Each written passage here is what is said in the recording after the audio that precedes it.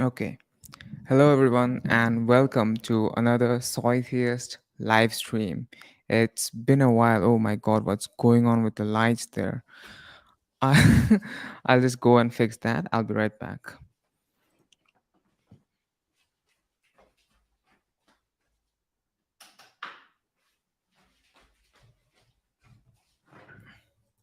Okay. Welcome to another Soytheist live stream. Sorry for that technical difficulty, but yeah, it's been a while, and today we're going to be reviewing an article that says that vegan meat is colonialist. So let's get right into it. So a few days ago, not, not a few days ago, there was this tweet made that said that I'll just show you the tweet. Okay, here's the tweet. So here's the tweet I came across a few days ago. It says here, "What makes food ethical?" This is the name of the article. Okay, this right here is the name of the article. And there's a quote from this article which says, "Wholesale conversion of not just Western but indigenous and Eastern diets to a vegan diet is yet another form of colonialism and erases individual and community relationships with local ecosystems." So that's a hot take. Let's see what the article has to say, right? So let's begin. I'll just switch to the article now.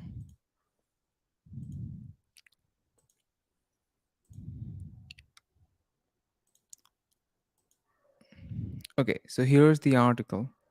Whoops, let me just zoom that out a little bit.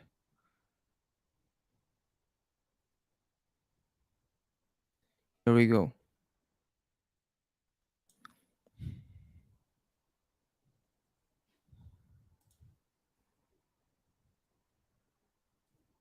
Much better. Whew.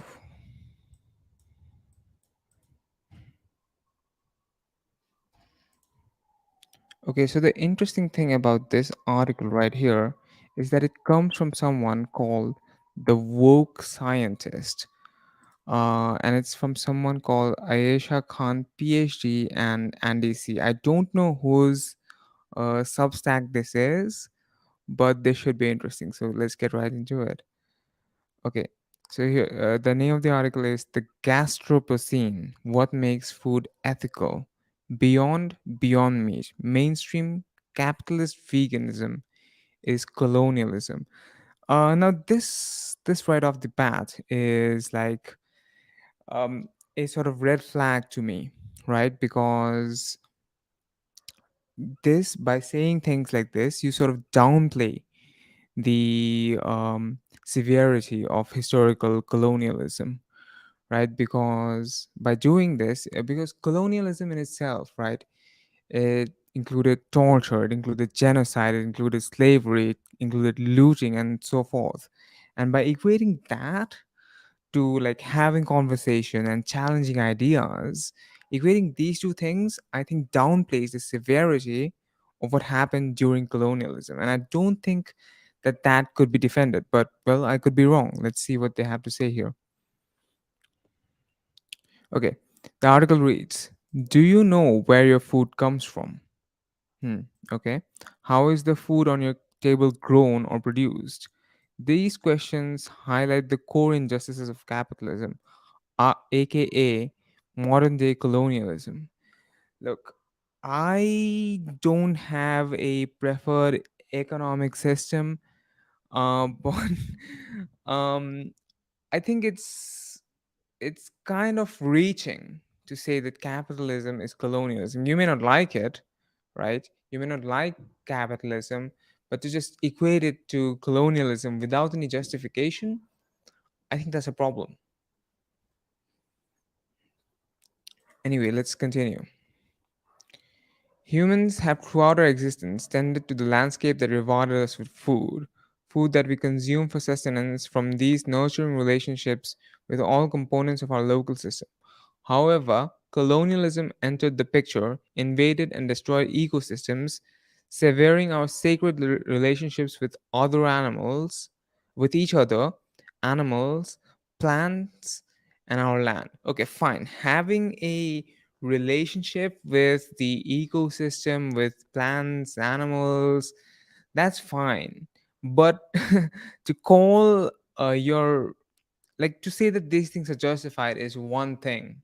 Okay, I don't think that killing animals for uh simple taste pleasure is justified, but that's one thing.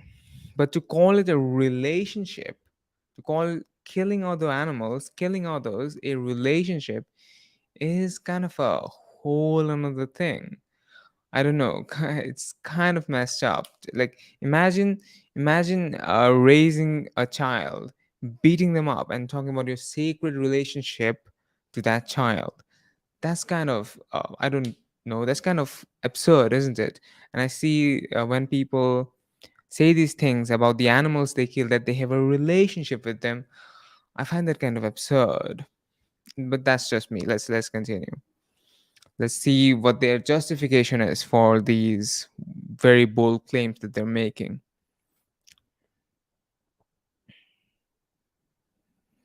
This newsletter series will be a breakdown how it is not meat, but rather industrialized capitalist system that all food is produced in, driving climate change, and explore political and decolonized systemic solutions to sustain and protect our planet.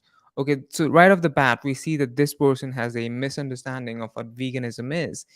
It's not about like protecting the environment and all that kind of things. Veganism could have like no impact on the environment and it would still be an ethical imperative, because like just to not violate the personal rights of others, and here others includes other animals, that in itself is like a moral obligation, right? So yeah, that right off the bat they don't seem to understand what veganism is about. So far we have the following parts planned in the series. Chapter 1: Beyond Meat, what makes food ethical. Chapter 2: Meet Your Meat, dissecting green capitalism, the environmental impact of the vegan industry, crop production, and livestock. Chapter 3: What does ethical meat consumption, historical, present, or decolonized veganism looks like? Okay, let's look into that.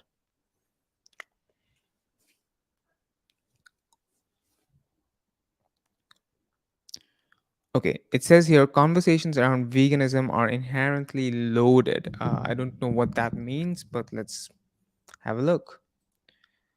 Wholesale conversion of not just Western but indigenous and Eastern diets to a vegan diet is yet another form of colonialism and erases individual and communal relationships with local ecosystems, foodways, and histories.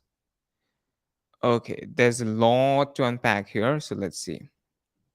Wholesale conversion of not just Western but indigenous and Eastern diets. Okay. So, first of all, indigenous and Eastern, I find that kind of distinction very weird because they seem to be working from a um like a like a position of like Western centrism, right? That the West is the whole world. Like that's just a tone. I have a particular problem with this tone. Is that the West is the the whole world and everyone just comes into it, that they just ignore the rest of the world, because indigenous like Eastern people, right, are also indigenous people to the eastern part of the world. So I just don't like this phrasing, but that's just maybe that's just me nitpicking, but I wanted to point that out. Okay, it's yet another form of colonialism. How? There's like it's a claim but no justification. Maybe they'll come up with a justification later on. Let's see, let's carry on.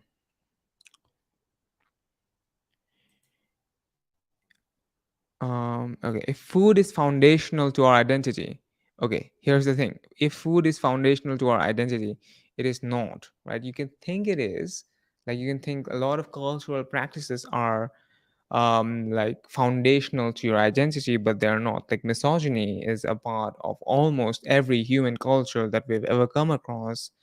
But like to say that no one should be misogynistic is not to take away your culture, right? In a similar vein, um, to like to say that you should not exploit other animals is not to say that is to remove your identity.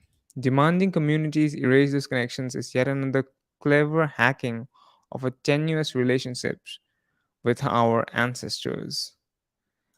Again, this the same could be same set of misogyny. Like our ancestors practiced misogyny, so let's carry on practicing misogyny. That's just not a good argument. This is just an appeal to tradition. Okay. Universal veganism ultimately further removes humans from our local conditions.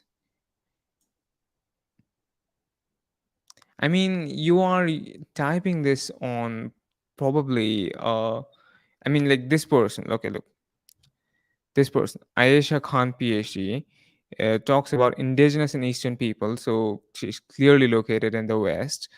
Um, she is in the West. She is clearly not connected to her local conditions of the place where her ancestors were from anyway. She's clearly typing it on some device that was not made in a connection with her ancestors, but she's fine with doing all of that. But food, like not killing animals, no, no, no, that must continue. That's just, I don't know, that's just weird. If we were to look at the Maya, the milpa systems of growing food were designed to turn crop loss from wild animal consumption into an opportunity to harvest massive amounts of protein at the cost of a bushel of corn. Okay. I mean, that worked.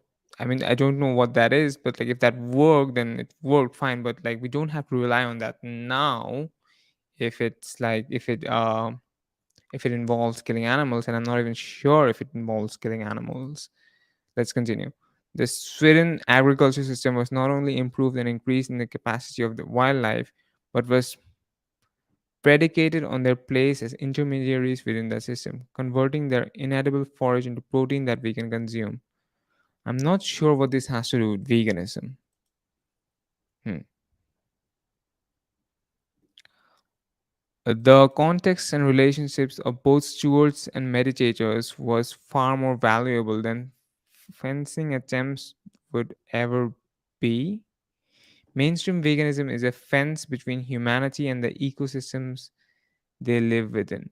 No, not really. I mean, like, you can go to the ecosystem and, like, you can enjoy nature, touch grass, and all that kind of thing. No one's stopping you.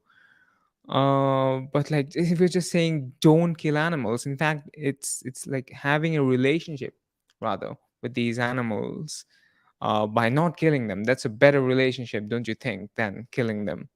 I don't know. That's just me. Okay.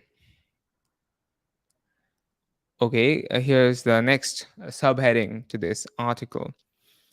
Colonialism separated humans from nature, not meat consumption. Okay, an interesting claim. Let's see. Ecosystem stewardship and the idea that the natural world is outside of us has become a narrative in several acts over several hundred years, beginning with the removal of peasants from the commons to the removal of the people from landscapes.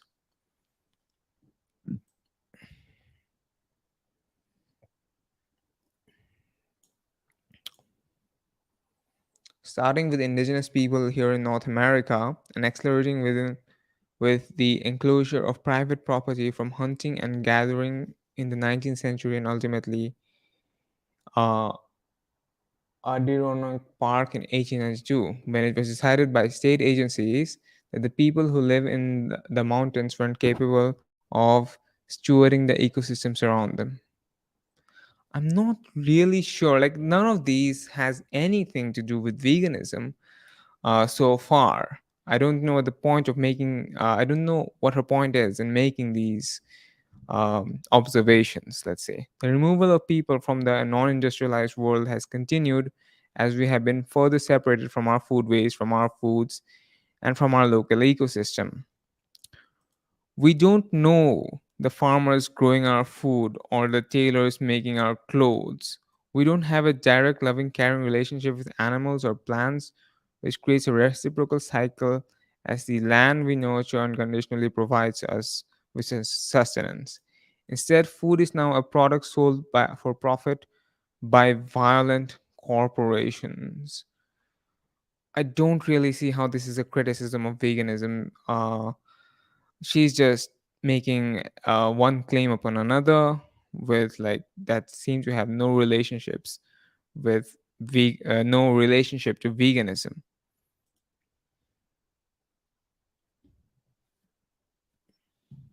Unfortunately, we individualize this condition as a failure of ourselves.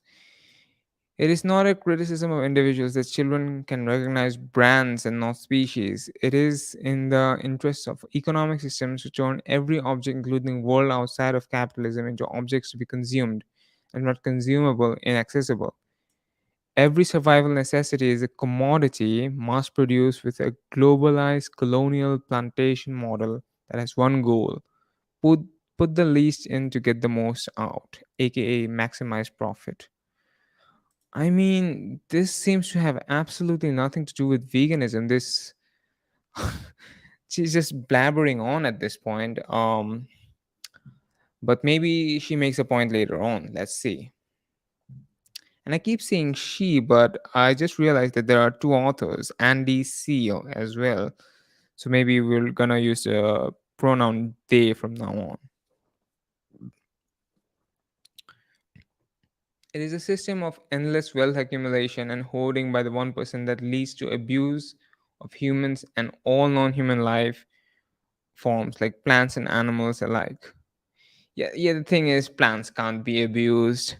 They are not sentient, they cannot experience pain. And yeah, so I don't know. Okay, here's the next subheading. All of us saying no to meat will not solve the climate crisis. It doesn't has to. All of us saying no to wife beating or all of us saying no to slavery won't solve the climate crisis either. But but we should still say no to those things, right? I don't know. What a weird take on veganism. What does it mean when we talk about living with our ecology? It means that we can learn and align ourselves with the cadences of nature. Learning the ways in which our stewardship can increase the natural deer and turkey populations for harvesting. Ah, see, animals are not objects and products. Like they were just talking a while ago about how everything has been turned into commodities, objects to be consumed, right? Um, but now they're referring to deer and turkey as being available for harvesting. Who is doing the objectification now?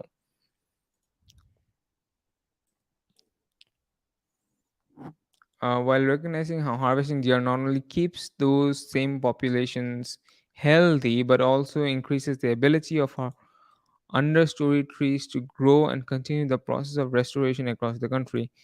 No, harvesting, first of all, is a nice euphemism for killing, right? Um, but no, killing deer will not keep those same populations alive. The population, that specific part of the population died. Sure, they might be like there might be more deer uh, that like keeps the number of the deers the same, but each of those individuals are individuals in themselves, and yeah.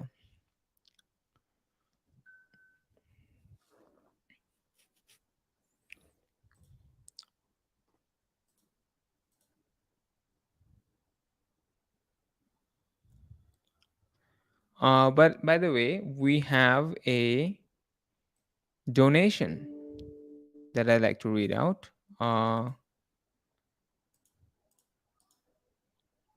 where? How do I put this in here? Okay, create a panel.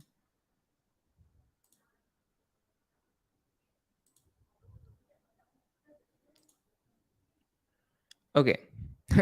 Derpy Pigeon donated $3 and says, "Here, take my colonialist dollars." Thank you so much, Derpy Pigeon. Means a lot. Thank you for the support. I couldn't do this without the support of kind people such as yourselves. And thank you for the colonialist dollars, by the way.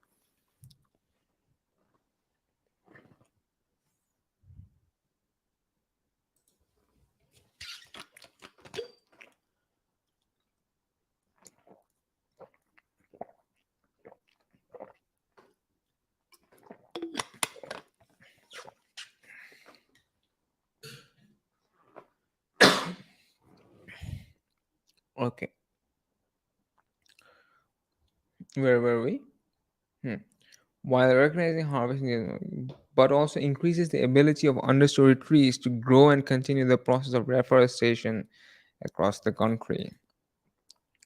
I mean, like killing a human and like killing lots and lots of humans would be wonderful for the environment, but we don't do that for environmental reasons now, do we?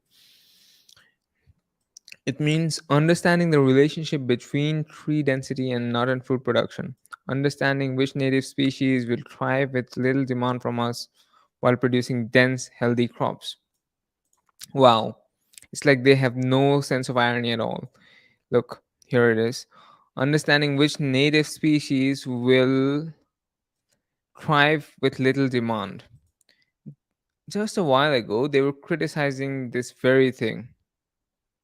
Um, yeah, okay. Model has one goal: put the least in to get the most out, aka maximize profit maximization. Now they're doing the same thing with other animals, and like, yeah, this is one little input and most out. And like, I mean, I don't think there's anything wrong with that inherently, as long as you're not exploiting anyone. But this seems to be incredibly ironic, and they don't seem to have any sense of that irony. It's amazing.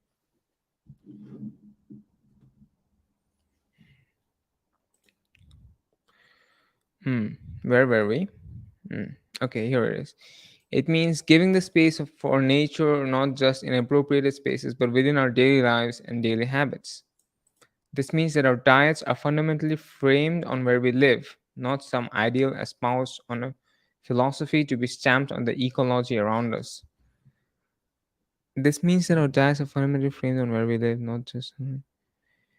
I mean, this person is living in North America, presumably in the United States, or like that's where they must be, the United States or Canada. Like they have a lot of accessibility, so I don't know what what they're doing here. Okay, let's see. Let's continue. How does capitalism abuse animals, humans, plants, and all of Earth alike? You can't abuse plants. Plants are not sentient. I don't know why they don't get it. But let's carry on. Okay, this is a claim again.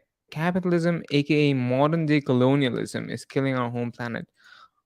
There has to be a justification for this. This claim has been made multiple times throughout this article now, without a proper justification. So I don't know. It seems like a very strong claim that requires justification, but like there hasn't been any provided. So it's kind of weird. It objectifies, commodifies, and exploits everyone and everything on Earth. Yeah, just like you were doing a while ago with deers and turkeys about harvesting them. I don't know. It's, you seem to be the very problem that you want to fight. Animal abuse defines in meat and dairy industries because this is how innately violent colonial or capitalist systems of mass production operate. Even if you kill an animal with your own bare hands, no, well, you can't kill an animal with your bare hands, probably. Even if you kill an animal with like a knife in your own backyard, that is violence too, right? That doesn't become non-violence. Like, come on. The same systems are responsible for the abuse, torture, and destruction of humans, plants, microbes, and our entire planet itself. In addition to all forms, land, water, and natural resources, all equally valuable and important components of our nature, ecosystems are extracted as raw materials for profit. I don't know what they're okay. Like, yeah, sure. The same systems are responsible for the abuse torture of humans. I don't think plants and microbes can be abused, but fine. In addition to all life forms, land, water are all all life forms, land, water, and natural resources, all equally valuable, important components of are extracted as raw materials for profit. I don't see a problem with like using non-sentient resources, like true resources, for like for your use. I don't know. Um, that's kind of weird. Okay. So here's a meme they use in articles. The scientists are getting really advanced these days. They use memes in their Substack articles. Okay. Mainstream vegans. Okay. Pretending to care about the planet with the superior personal diet choices. I mean, no, not really. Like, it's not about the planet. It's about the animals. I don't know what to say. They don't seem to understand what veganism is about. Okay, here is like animal abuse caused by capitalism. I'm actually it's not that like in order to be a vegan you have to save all animals, right? All you have to do, all we're saying is that you should not contribute intentionally to animal abuse. That's all we're saying. um so yeah, just like I'll give you another example. If you are like a non-misogynist, if you are non-sexist, it's not that you have to go out and like care about all kind of sex-based injustices. Only we're asking of you is that you ought not to cause suffering to like you ought not to discriminate on the basis of sex, right? That's all it is. Capitalist crop production plus the vegan industry driving climate change. There needs to be evidence for this. The vegan industry driving climate change. So far, I have not seen a single piece of evidence for this. But if they do provide evidence, we'll definitely get into that. Settler colonialism and imperialism, killing people and destroying the earth. I mean, why are vegans expected to solve every problem in the world? Do you go to like feminists and talk about why you're not talking about settler colonialism? You don't do that. You go to like um, people who fight against child abuse and tell them to care about like settler colonialism and things like that? No, you don't. It's kind of weird. Um, yeah, that's just weird. That's just an unbelievably high standard, unfairly high standard that vegans are held to, and I think it's very unfair. However, indigenous black, brown communities from millennia, okay, this is another very North American thing where they use the terms indigenous as separate from black and brown, as if these as if black people are not, as if there are no indigenous black people like in Africa, and as if there are not indigenous brown people in Asia and Arabia and so forth. But it's fine if you're writing an article in the context of North America. It's fine, but it's just something I notice when people do this, and yeah. But let's carry on. However, indigenous black, brown communities for millennia have sustainably and ethically relied on plants, animals, and microbes for food by considering all non human life forms as our equal partners and kin in a complex web of relationships where inter and intraspecies collaboration sustains balance in a local ecosystem.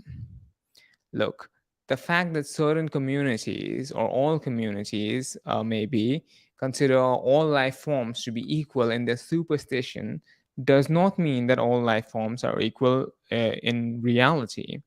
Animals are sentient, plants are not. If Native Americans believe that plants are on the same levels as animals, that's their superstition. I do not care about the superstition, right? Superstition is still superstition. I don't care, and it has to go. If like if I do not care about Christian superstition, if I do not care that Christians believe that Jesus walked on water, Why should I care about Native American superstition that says that plants are also sentient? I don't have to, right? And neither should you. Mainstream veganism, dominated largely by white privileged people who have limited practical knowledge about growing and producing their own food, advocates for green capitalism, falsely claiming that global switch in personal diets to plant-based foods is sufficient to thwart climate change. It's not that it's sufficient, it's that it is necessary, right? Animal agriculture is simply not sustainable, right? So if we have to thwart climate change, it's not that veganism alone is going to do it. It's that it has to be a part of the solution. Again, even if it didn't, we'd still have to be vegan. But that's just the point that some consistent environmentalists make. This article is just misrepresenting them. This is a form of modern day. This is a form of modern day colonialism.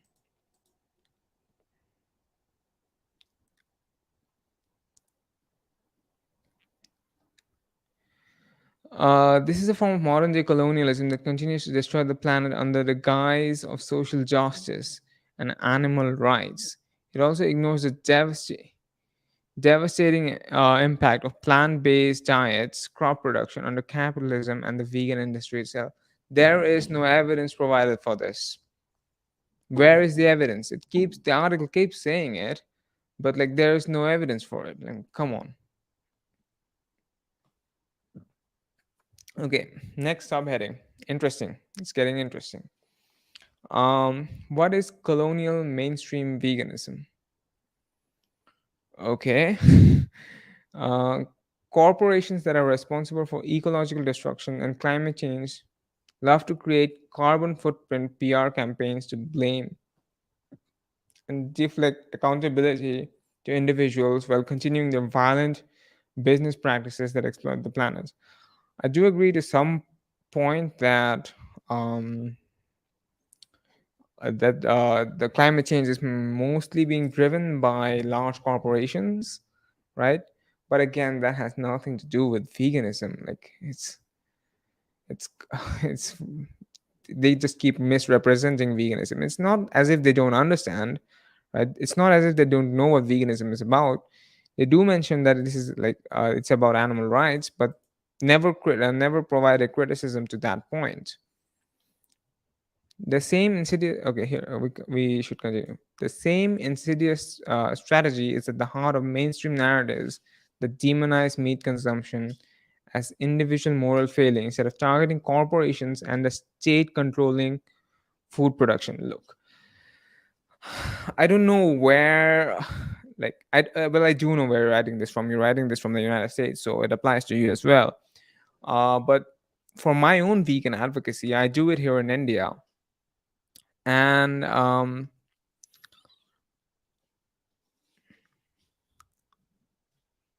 okay, like India is a democracy, right? India is a democracy, so it's we can't just tell the government to just stop producing meat. That won't work because it has to be voted for by the people. So what we're trying to do right now in this stage of the movement is to convince as many people as possible uh, to switch to a vegan diet so that they would vote for a system like that, and then that can be implemented on the governmental scale. People just don't like such an elementary point. How do people not understand that personal consumption of plant-based products and blanket avoidance of meat and dairy products will not save our planet? My god, they just won't stop. Just like individual cutting carbon emissions will not shift the course of environmental crisis which is caused by fossil fuel corporations and industrialized agriculture. My god, here it is. White supremacy and colonial domination defines this approach for where problems are reduced to individuals rather than systems. It's just one buzzword after another. My god. um, it's not it's not that veganism will solve the environmental crisis. It's that even if it didn't, it's still not. You still shouldn't kill other innocent animals for no good reason. For example, the US military is the largest oil consumer on the planet, a fact regularly ignored by mainstream environmental movements. Pretty sure it's not. Like, it's pointed out a lot of times.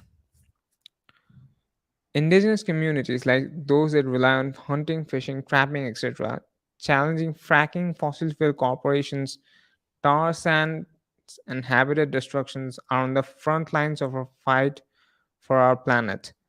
The global south faces the major burden of climate crisis due to imperialism and neo-colonialism.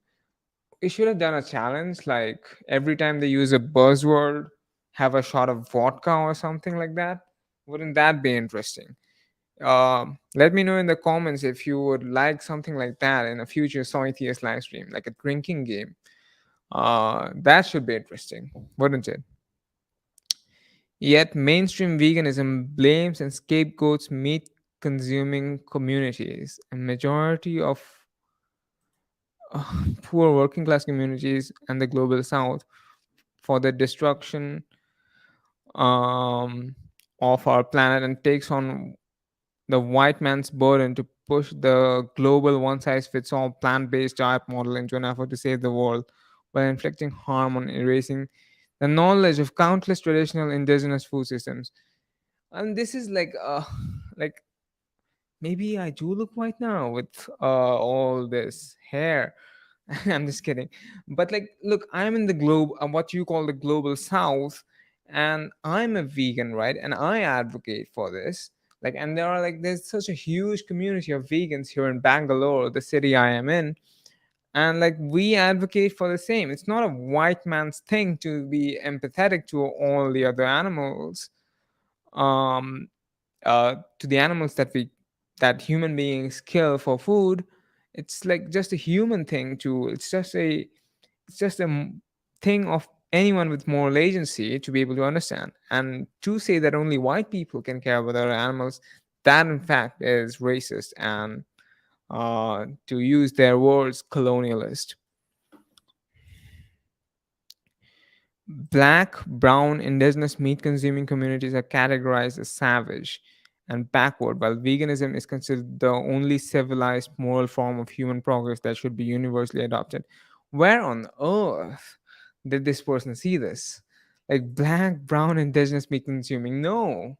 We will say this even about Norse and like Scandinavian and Western European meat consumption. It's not targeting. We're not targeting anyone. Like I've said this before, and and I'll say this again.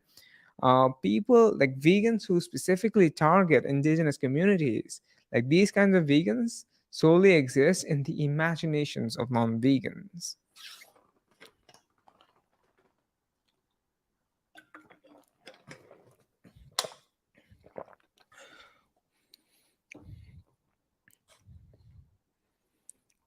Even if it's impractical, impossible, and harmful to many ecosystems. You are um, you're known for saving the planet, helping the world, and perpetuating colonialism. So this person says that mainstream vegans are known for perpetuating colonialism. I would have been so drunk if I did that game. Thankfully, I didn't. As Indian environmentalist and vegetarian, vegetarian just means non-vegan, by the way. Um, so yeah, the quote is, as Indian environmentalist and non-vegan, Vandhana Shiva explains, factory farming of livestock is definitely a very important contributor of greenhouse gases, especially methane. But normal livestock, grass-fed, are important for sustainable solution. No, it's not. You see, factory farms don't exist because they are like just cruel people just want to be cruel. No, that's not why factory farms exist. Factory farms exist because they're incredibly efficient. If or grass-fed beef or grass-fed animals require 260% more land resources than factory-farmed animals, because well, you just need more land if you are not putting them into small cages and like one upon another upon another. And if you do that, then you would take up 96% of the Earth's total landmass, leaving you with only 4% of the Earth's landmass to do everything else. And that's just not enough space. So, grass fed beef or grass fed animals are even worse for the environment. Do your research, I guess. The problem with many of these studies has been that they take the most industrial practice, for example, factory farming for meat, and extrapolate it to the world as if the whole world treats its livestock in torturous way the factory farming does. Livestock are absolutely key. The tragedy is on the one hand, I mean, like, what is a good way to to kill someone who doesn't want to die? I don't know of one, but maybe they come from some kind of magical land where animals don't have to be killed in order to be killed. Uh, well, actually, no, it's Indian environmentally, so it's not even some magical land. It's the very country I am from, and I'll let you know there's nothing magical that happens here in India. If you have to kill an animal, the animal dies. The tragedy is, on the one hand, we've got those who would put animals in factory farms, and that is the source of methane emissions, not free grazing livestock. And there's the problem: those who think they love animals push for a situation where there will be no animals. So we need to avoid both these extremes that are anti-animal by denying an effective role for the animal and an effective role of a farmer. And I think it comes from the paradigm that assumes that both humans and animals can only have a predator relationship with nature. No, we can have a harmonious relationship with nature. Nature is not sentient. Nature, initially they criticized the view that humans are separate from nature, but again they're quoting someone now who is perpetuating the view that humans are separate from nature. I don't know what is up with these people.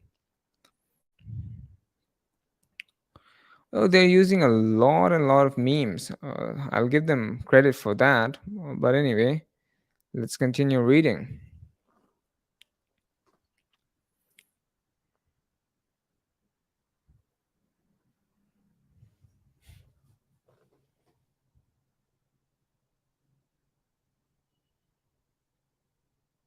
Industrial crop production harms animals and drives climate change just as much as slaughterhouses on factory farms. Oh my god, how many times will they make this claim? Let's see if they provide evidence this time, and we'll have to like go through that evidence. But let's see. What about the destructive environmental impacts of palm oil, soybean? What is this? I'm not gonna read that. Not on YouTube. Not on a YouTube video. Um, am I reading this correctly? Um, or sunflower oil and the erosion of soil or decline in pollinating insects and birds um, due to the overuse of nitrogen fertilizers and pesticides in capitalist crop production. I mean, who do you think is eating most of these crops that are being grown? There are like 72 billion land animals and 7 billion human beings. So, whatever criticism you have of industrialized crop production, that is mostly for animal agriculture, I'm afraid to tell you. What about the monocrop plantations with large scale mass production of single type of grain or fruit or vegetable that lead to loss of biodiversity and habitat destruction? Again, this is just a criticism of um, non veganism.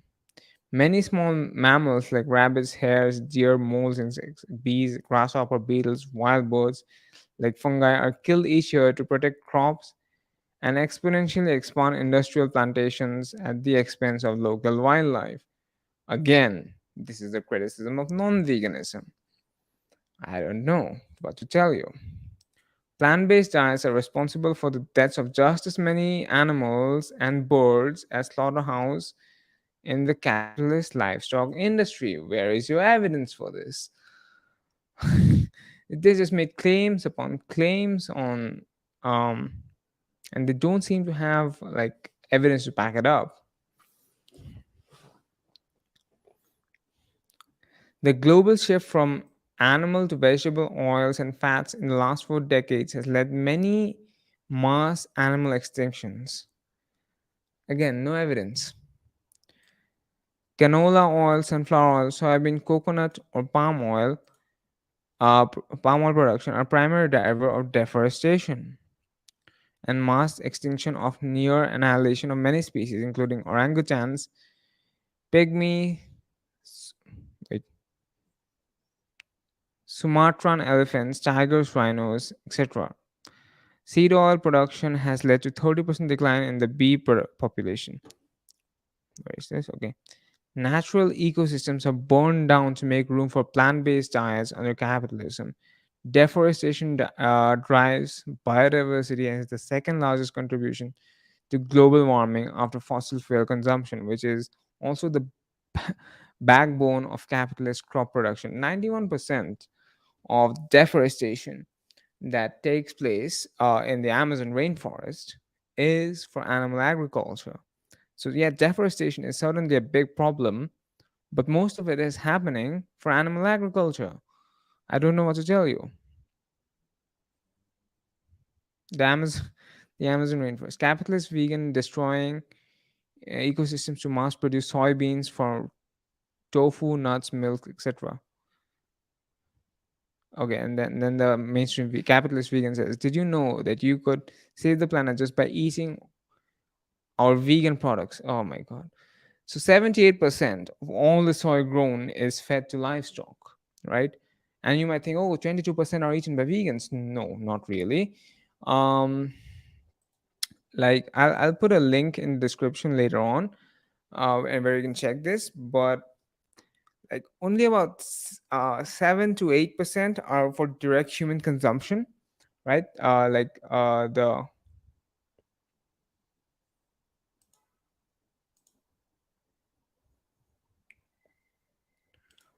direct human consumption, while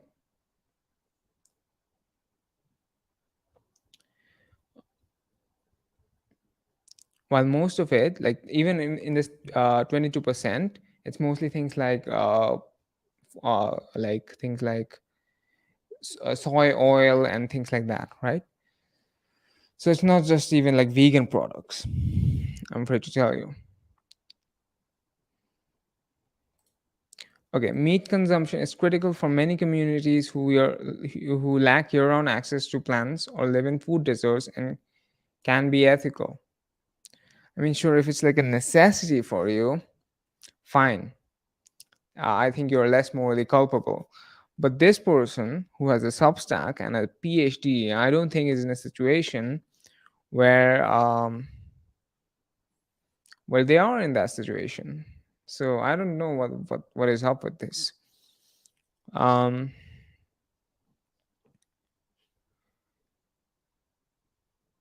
like they're using the suffering of people who are who are genuinely suffering, right?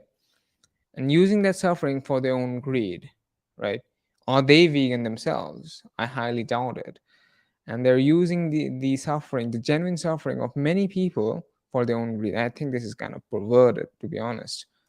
More than a quarter of the world lives in dryland regions like sub-Saharan Africa, facing severe year-round droughts with poor soil fertility due to colonialism's mineral extraction practices, while a quarter in the tundra climates closer to north or south poles, where the long winters make crop production impossible for the majority of the year. These farming and hunting communities rely heavily on animal meat when access to plants is severely restricted by ecological context.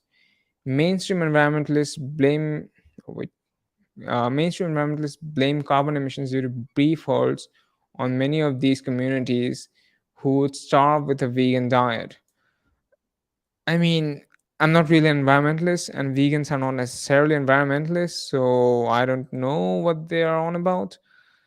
Um, so yeah, believe it or not, the fancy tofu, vegan imitation meats, and nut milks aren't readily available for these communities who have no relationships with those foods. Okay, here's the thing: I have been vegan since 2016, and Like for the first 4 years of that, I had never seen tofu.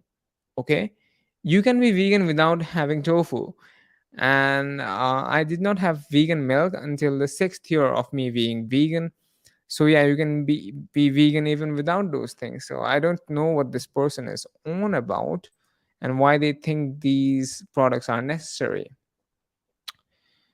um yeah, as I've said before, only the ultra privileged think that veganism requires privilege because they think of things like the cost of almond milk and things like that.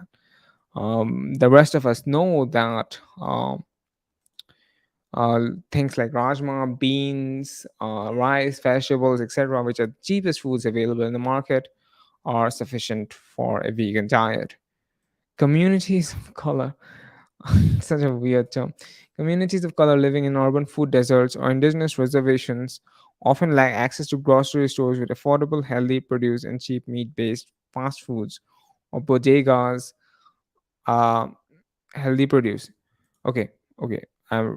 They have very poor punctuation. So let's read that again. Communities of color living in urban food deserts or indigenous reservations often lack access to grocery stores with affordable, healthy produce and cheap meat-based fast foods or bodegas are the only options, especially for larger families, unemployed or houseless folks. I mean, if that's your only option, fine. But like you, that's one thing. But why are you using their suffering for your own greed? I don't understand this. What about black and brown people who make up the vast majority of our incarcerated prison populations? Are they able to easily pick about their diet choices? Veganism is not healthy when you're unable to access any food, let alone access the critical macro and micronutrients needed for survival. I mean, this is some serious. This person is seriously reaching now. Like we are not going to prisons and asking them to go vegan. We're asking the people who have the access and the privilege to go vegan. Such an annoying article.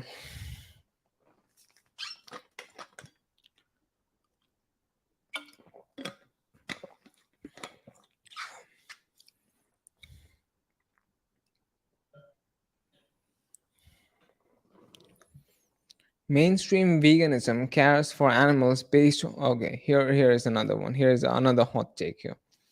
Colonial vegan saviorism projects hierarchies onto nature. My God. Okay, here is this. Mainstream veganism's care for animals based on their perceived proximity to humans or subjective human like characteristics, while often failing to care about the abuse of all other life forms, including black, brown, and indigenous humans.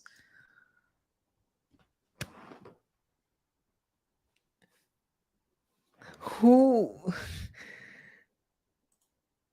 No. You. Oh my God.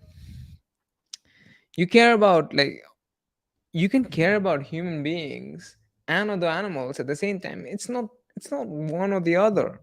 Like who, like, it must be fascinating inside the mind of this person. Okay,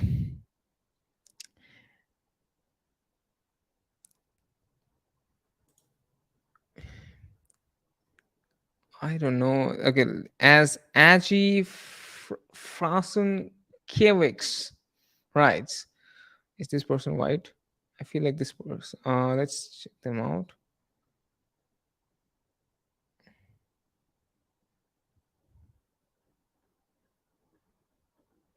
Such a very white name though. Is Agi Frosten Cubics, right? Fine. What do we care about their ethnicity? Let's just read.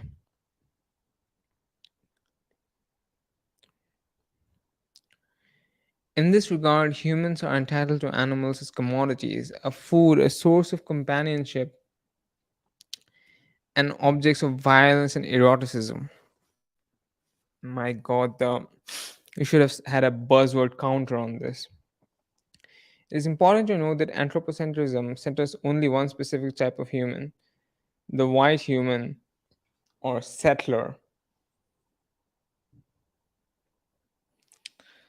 Okay, not really. I mean, like, non-vegans don't go and kill people of like white non-vegans, let's say, because they're talking about white non-vegans, white vegans. Let's talk about white non-vegans generally. They don't go and like kill other humans, and for the meat, they only do it for like uh, for they only kill other animals for their meat, right? So that is anthropocentrism in itself, but like they still care about other humans. And vegans, white, black, brown, purple, yellow, green, whatever, they care about all animals, not just like the white ones. Black, indigenous, okay, black, indigenous, and people of color are systemically pushed to the peripheries of what it means to be human. Veganism within the Western context is characterized by color blindness and an upper middle class privileged lifestyle. Corey Lee Wren explains that after the abolition of slavery, the non human animal rights movement was in fact a manifestation of white supremacy. Oh my god. So, giving people rights, giving individual rights is like, is what? Is a manifestation of white supremacy. A characteristic of white supremacy is to take away rights, not to give rights to individuals. Oh my god. Um, in their advocacy for anti cruelty laws, the movement intentionally targeted lower class people and people of color as the perpetrators of violence against animals. In its early stages, animal rights activism in the United States relies on biblical concepts of stewardship and morality, combined with American exceptionalism. Missionaries, government officials, and other agents of the early animal rights movement linked kindness to animals to human progress, targeting subsistence hunting practices on other instances of animal use of rural African Americans, indigenous people, and people on the margins of society. I don't know how true that is, but even if that is true, you can do all of the you can like not eat animals without doing all of those things. It's like you don't have to do that. You can like you can do a good thing without doing all the bad things people might have done in the past. That's kind of the point of veganism.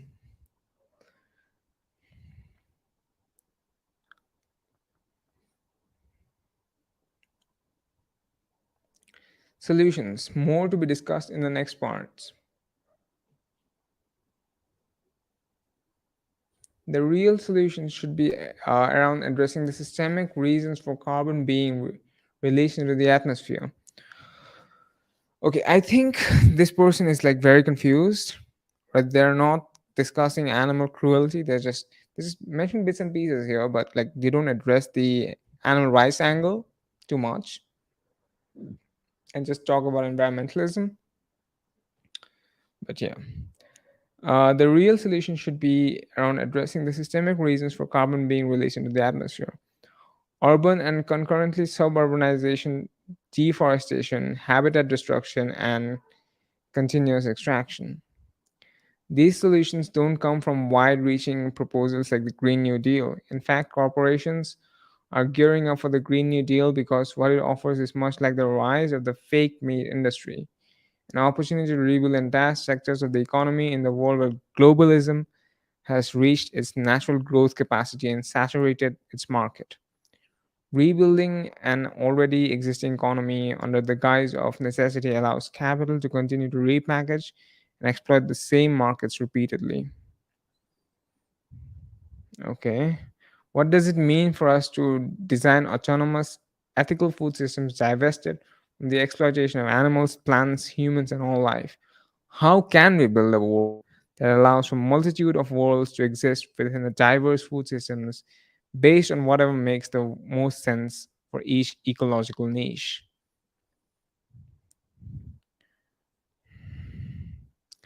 Okay, why is the hyper focus on meat destructive? Okay, let's read the take on this. Why continue to be judged or use the judgmental hyper higher than thou individualistic argument for veganism that deems all meat eaters as immoral?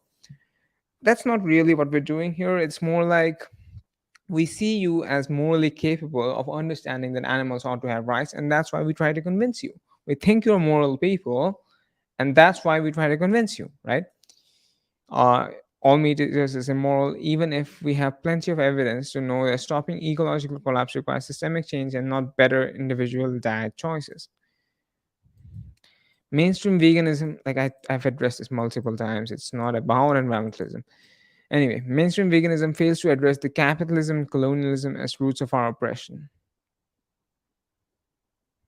I'm not even going to bother repeating myself here. The solutions either harm and scapegoat communities of color or actively exploit them when it's convenient, like using traditional vegetarian or vegan traditions from black, brown, indigenous communities, examples to advance the selfish interests. Selfish interests? What do you think I gain from you going vegan? I gain nothing. Okay? It's about the animals. It cannot be selfish because I'm not doing it for myself. Often, animal abuse is likened to slavery or colonialism merely as an opportunistic talking point by white vegans who never mobilize for our community's liberation, the state and capitalist oppression. It's not done by white vegans. It's mostly, in fact, I think white vegans tend to not do it. Like they tend to do it less because of because of how they can be attacked, but they sure do ignore people like me and other people of color who do the same. And like I hate it. I absolutely hate it when hyper privileged Westerners who just happen to have my skin color um think that they are oppressed or whatever. They're not. um and like liken their situation to the situation of people in what they call the global south, because an Indian American person is very different from an Indian person in India. So I just don't like when people do this. Privileged vegans will deem veganism is the best universal choice for the world and spread their gospel far and wide. And it is critical for you to see the actions as colonialism and call it what it is. I mean, like, look, this person is saying that subjugating animals, to kill them, to like use them as property, that is not colonialism. No, no, no. Don't you dare call that colonialism. Don't you dare call that slavery. But to challenge ideas, to spread new ideas, to debate people, that is colonialism and that is fair game. I mean, the irony of this person, of this author, of this PhD scientist is just unbelievable. How do they not see their own hypocrisy? Mainstream veganism aims to serve as a colonizer at the worst or a cop at best, policing our communities without serving, caring for, and understanding them. To vegans who may be jarred by reading this piece, we understand that addressing our internalized oppression and colonialism is always deeply uncomfortable but an opportunity to radicalize. If you still decide to uncritically cling to vegan supremacy, the idea that everyone must be a vegan to be moral, then we ask you to reflect on the core motivation of your veganism. Are you doing this because you truly care about the planet and all life forms that are collaboratively sustaining each other? Or are you simply clinging to the self centered narrative to claim moral superiority over others and rid yourself of real accountability? Are you truly seeking to be as moral as possible and do good? Or do you merely just want others to perceive you as good? It is critical that you examine ideas rooted in self righteousness and saviorism. It is vital that you care about the animals in all their complexities, including the nuanced ties to our unique ecosystems and all the life forms they depend on, and vice versa. Okay, to the authors of this article, uh, We understand that watching this live stream, if you do decide to watch this live stream, you may be jarred by me pointing out your complete lack of understanding of veganism. But once you have understood that this is not about environmentalism, once you have understood that it is about animal rights, I hope you can revisit your understanding of this topic.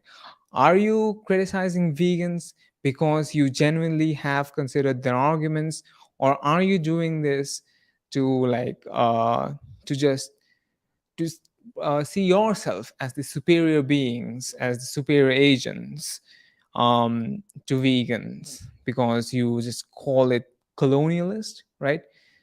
Do you actually care about animals if you're killing them, or are you just making excuses for your brutal human supremacy, the idea that you must be human in order to be morally worthy? Would you consider it okay if I killed a human being and say that, we had a nice relationship? If not, why not? I understand that it can be very difficult to it can be very difficult to challenge your own internalized human supremacy, but you must. Are you truly willing to do good, or do you just want others to perceive you as good by using just buzzwords all around the place? I don't know. Think about it. Some food for thought. Okay, that just brings us um, to the end of this article. Very interesting and very annoying, I must say. We'll hang around for like 5 minutes. If you have any questions, I'll answer those. But apart from that, we've reached an hour. I think we can end this now. So, yeah. Anyway, how have all of you been? Let me know. It's been a while since we've done this.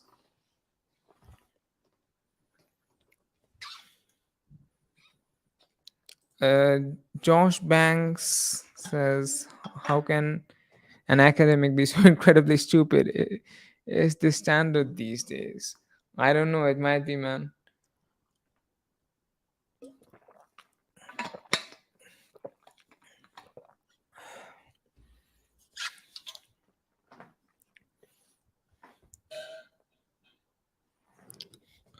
V. Lamb says, will you be talking about the Smithfield trial? I'm not really following that too much, but I'll definitely look into it and try to address it as the best I can.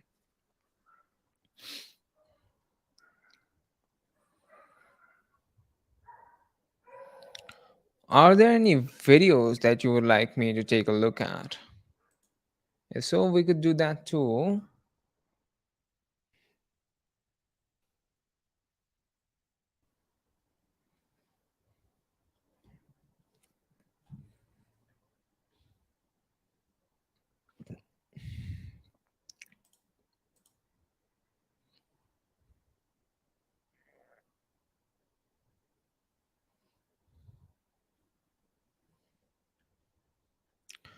I suppose we can end this here,